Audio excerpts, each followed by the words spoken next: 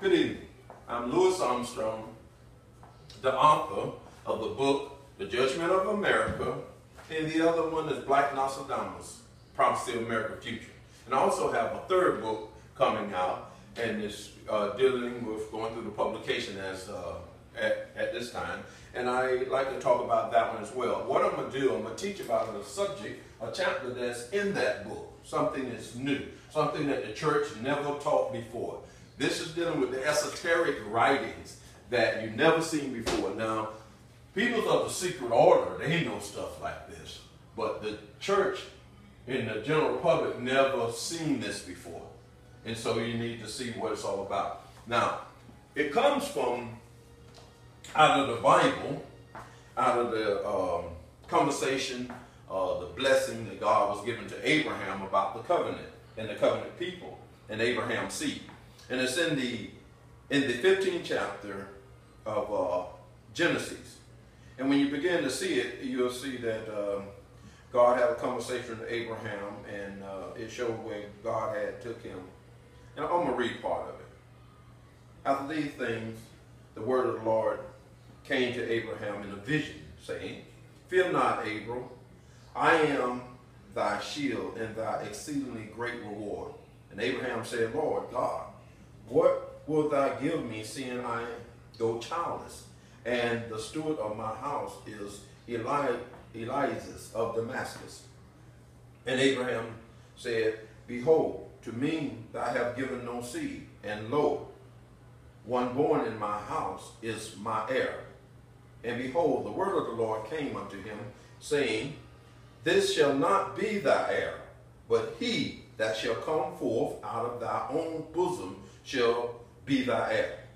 And he brought him forth abroad, and said, "Look now toward heaven, and tell the stars, if thou be able to number them." And he said unto him, "So shall thy seed be."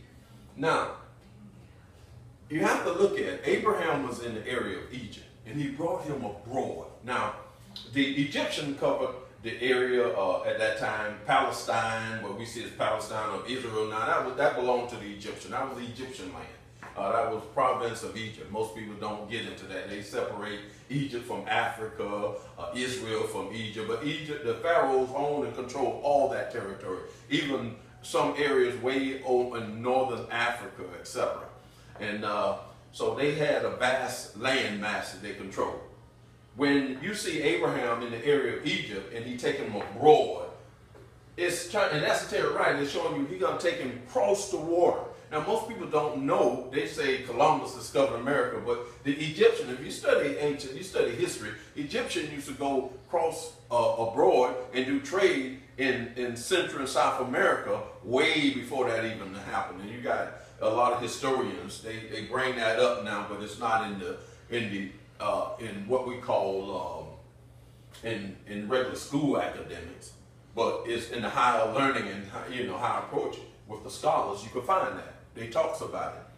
Now, the reason I'm saying this, because when you want to see what the similarity of that shape, that landmass called, when you're dealing with typology, you're going to see that over here when you take Israel and you take Florida and you put it together, you're going to see a similarity, but you got to put it a certain way to be able to capture this. And when you look at it very closely, you're going to see, darn, I didn't know that Israel and Florida, when you put it like this, is almost identical. This is the land that, and the place in which Abraham seen and was pointed to. Now, most people argue that, but they need to see it. Then they draw that conclusion. As we go on, then this is going to bring it out. Sacred geometry is going to bring it out so you can actually see what was going on. Because the language of God is dealing with numbers. If you're trying to figure out a prophecy, and if you don't understand sacred geometry and the numbers, then you really lost. Because in the sacred orders, everyone who's deep into that know that the language of God is the number system. And that's where we get to know and see God even better. Now, what he was showing him, and he's going to go and tell him about that seed going to be a stranger in a land that is not theirs. They're going to be there afflicted for 400 years, and after that they will come out with great substance. Now, the Jews have, in time past, the Jews have showed pointed out that this was them in Egypt, and this is a thing about the past, the Jewish life in the past. But when you take the Bible, now there's no history of what the Jews say. It's all come out of the Bible, literally out of the Bible. It's not trying to translate the esoteric writing, see what it say, the allegory, etc. Just literally saying, we are the people.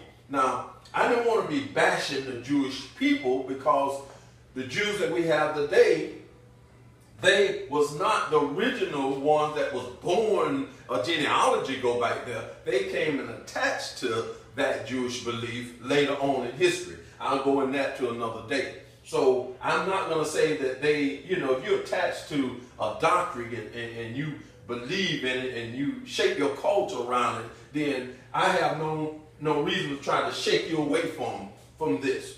To me, you just as much this as the ones who were born under that covenant. So this is not to bash the Jewish people. I'm no anti-Semitic person. I want to be fair and deal with truthism so we could see where that prophecy come from. Now people could say, well, maybe history repeat itself. Maybe that did happen at that time.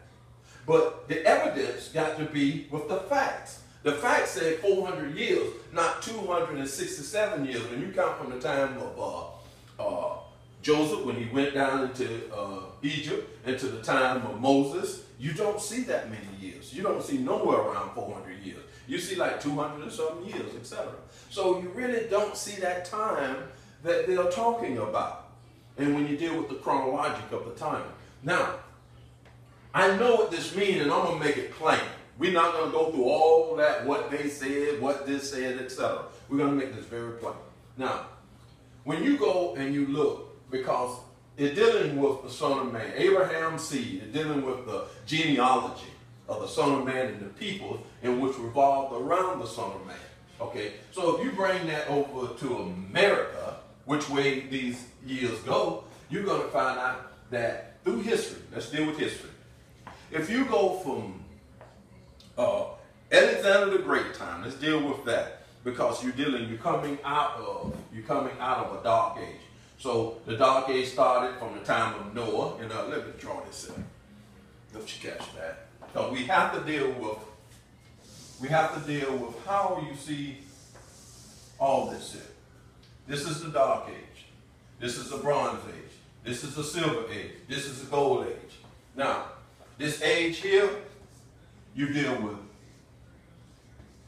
Noah. Okay? Noah coming from the Bronze Age. The people of the Bronze Age lived up to 1,000 years. That's why you see Noah with 600 years. Okay? That's why you see Noah. Now, you deal with, in there's 3 zodiacs. You got Taurus the bull, you got Aries the ram, and you got Cancer. Now, let's deal with this, because then I'm going to bring you back here right quick, because I want to show you this. Now, in Taurus, Moses went into the age of Taurus. And what happened in the age of Taurus? Man was down to 20 years of life. What happened in the age of Aries? Man was down to 80 to 70. We've seen that 80 to 70. Now, in Cancer, they were still in there, but now you got people living up to 120, because they're finna come out of there. People living up to 120. They're finna go back into the Bronze Age, and they're gonna be at Aquarius, where they're gonna live back 1,000 years. That's why you see in Revelation, it said the end of time, meaning end of the age. The end of the dark age. This is dark age. End of the dark age, which is the end of Pisces. Pisces in the dark age. That it said you're going to reign with Christ for 1,000 years. See, this is what this is talking about. But you're not learning this because they took this part out of the church teaching. But if you look at the ancient, look at the old medieval churches, you're going to find out that they're going to have Christ, Christ with this in the back of it, the sun, because that's what it's dealing with. And you're going to see that. So you're going to see the 12 disciples. When you talk about the 12 disciples, you're going to have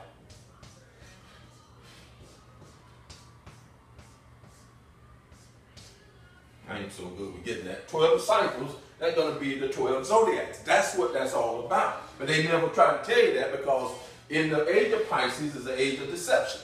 Now, I want to go back to this. So, when you begin to look from the time where they classify as the time of Moses' ram, the ram age, there is no 400 years. You look at the time of Christ, there is no 400 years that the Jews was going through this. The only time a people went through this is in the transatlantic slave trade. Now,